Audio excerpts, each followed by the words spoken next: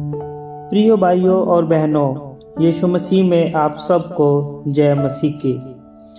आज हम बाइबल के 10 बहुत ज़रूरी शब्द सीखेंगे।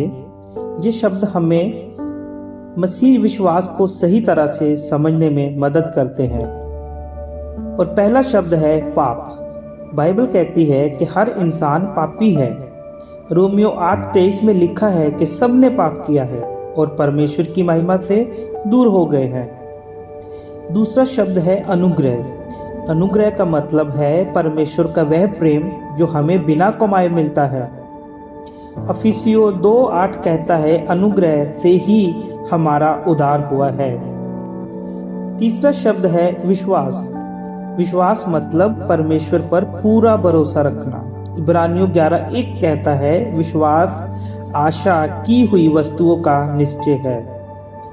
चौथा शब्द है उद्धार। उद्धार का अर्थ है पाप और नाश से बचाया जाना।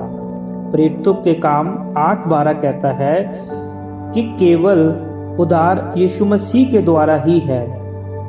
पांचवा शब्द है पश्चाताप। ये बाइबल का मेन शब्द है जिस पर कोई ध्यान नहीं देता। पश्चाताप का मतलब है पाप से मन फिराकर परमेश्वर की ओर लौटना। मरकुस 1:15 कहता है मन फिराओ और सुसमाचार पर विश्वास करो। 60वां शब्द है धार्मिक ठहराए जाना। इसका अर्थ है परमेश्वर हमें धर्मी मान लेता है। रोमियो 5:1 कहता है हम विश्वास से धर्मी ठहराए गए हैं। 7वां शब्द है पवित्रता। पवित्रता का मतलब है परमेश्वर के लिए अलग किया जाना। पहला पत्रस 6:1 में लिखा है पवित्र बनो क्योंकि मैं पवित्र हूँ। 8वां शब्द है नया जीवन। नया जीवन आत्मिक जीवन की शुरुआत है। यूहन्ना 3:3 में यीशु मसीह कहते हैं नया जन्म लेना जरूरी है। 9वां शब्द है क्रूस। क्रूस वह स्थान है जहां यीशु मसीह ने हमारे पापों की कीमत चुकाई।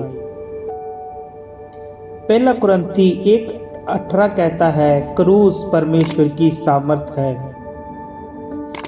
10वां और आखिरी शब्द है अनंत जीवन। अनंत जीवन का मतलब है परमेश्वर के साथ सदा का जीवन।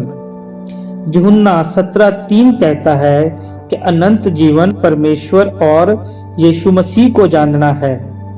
प्यारे भाइयों और बहनों, ये 10 शब्द हमें सच्चा सुसमाचार समझाते हैं। आइए हम इन बातों को अपने जीवन में अपनाएं और यीशु मसीह पर पूरा भरोसा रखें।